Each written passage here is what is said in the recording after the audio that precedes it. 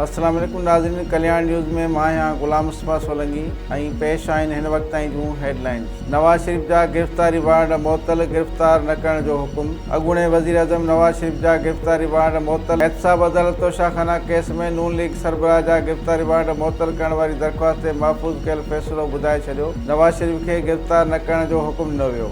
इस्लामाबाद जी एहतसाब अदालत जे जज मोहम्मद बशीर नवाज़ शरीफ़ जे तोशाखाना केस में वारंट मुअत्तली बाबति दरख़्वास्त ते ॿुधणी हलाई। नवाज़ शरीफ़ जो वकील काज़ी मुस्तफ़ा ऐं नैब प्रोसिक्यूटर्स अदालत में पेश थिया। वकील काज़ी मुस्तफ़ा चयो त नवाज़ शरीफ़ जी गिरफ़्तारी वारंट मुअत्तली बाबति गुज़िरियल ॾींहुं दरख़्वास्त दाख़िल कराई हुई। नवाज़ शरीफ़ अदालत में पेश थियणु चाहे थो ऐं 21 अक्टूबर ते पाकिस्तान अची रहियो आहे, उन करे गिरफ़्तारी वारंट मुअत्तल कया वञनि।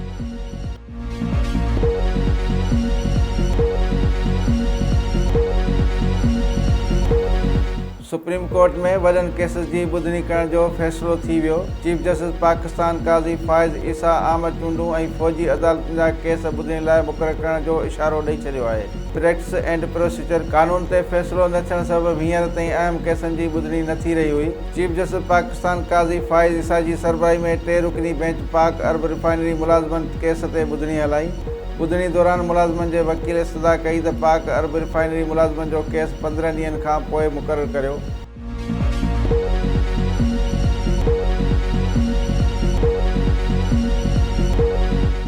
पाक फ़ौज फ़लस्तीन मोकिलणी आहे या न, परॾेही वज़ारत जो अहम बयानु साम्हूं अची वियो। ग़िज़ा ते फ़लस्तीनी जारियत खे मुंहुं ॾियण लाइ पाक फ़ौज ग़िज़ा मोकिलण बाबति परॾेही वज़ारत जो अहम बयानु साम्हूं अची वियो आहे। परॾेही आफ़ीस जे तर्जुमान मुमताज़ ज़ोहरा बलोच चयो आहे त ग़िज़ा जी सूरतहाल ते सभिनी खे ॻणती आहे। पाकिस्तान फ़लस्तीन जी हिफ़ाज़त लाइ फ़ौज मोकिलण जो को बि फ़ैसिलो नाहे कयो। परॾेही आफ़ीस में प्रेस कॉन्फ्रेंस कंदे हिन ग़िज़ा में जारी इसराइली ज़ुल्मनि ते पाकिस्तान जो मौक़िफ़ वाज़े कयो।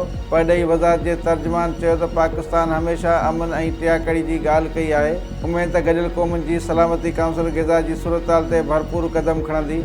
मुमताज़ ज़ोहरा बलोच चयो त पाकिस्तान OIC जे एग्ज़ीक्यूटिव कमेटी जे पधरनामे जी आजियां करे थो। पधरनामे में ग़िज़ा जी नाकाबंदी ऐं जंगबंदीअ जो मुतालबो कयो वियो आहे। तुर्की ग़िज़ा मामले ते ज़ामन थियण जी ॻाल्हि कई। जेकॾहिं प्लान ज़रिए अमन थियो त पाकिस्तान उन जी आजियां कंदो। हिन चयो त ग़िज़ा जी सूरतहाल ते सभु परेशान आहिनि। फ़लस्तीन जी सूरतहाल ते भारत जो मौक़िफ़ इंडिया जो अंदरूनी मामिलो आहे।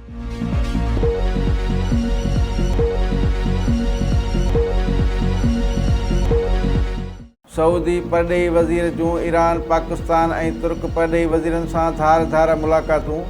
ग़िज़ा में वधंदड़ छिकताण जो जाइज़ो वठण लाइ इस्लामी तावन तंज़ीम OIC जे एग्ज़ीक्यूटिव कमेटी जो इजलास थी गुज़रियो। इजलास में सऊदी परॾेही वज़ीर शहज़ादा फैसल बिन फरहान ईरान, पाकिस्तान ऐं तुर्क परॾेही वज़ीरनि सां धार धार मुलाक़ातूं कयूं आहिनि। उन मौक़े ते शहज़ादे फैसल परॾेही वज़ीरनि खे ग़िज़ा में हथें ख़ाली शहरनि खे निशानो बनाइण ख़िलाफ़ सऊदी मौक़िफ़ खां आगाह कयो ऐं आलमी इंसानी कानूननि ते अमल करण ते ज़ोर ॾिनो। शहज़ादे फैसल पाकिस्तानी परॾेही वज़ीर जलील अब्बास जेलानी सां मुलाक़ात में खिते में छिकताण जे ख़ात्मे लाइ आलमी कोशिश ऐं ग़िज़ा ते बमबारी दौरान शहरनि जे तहफ़्फ़ुज़ ते ॻाल्हियुनि जी ॾे वठि कई।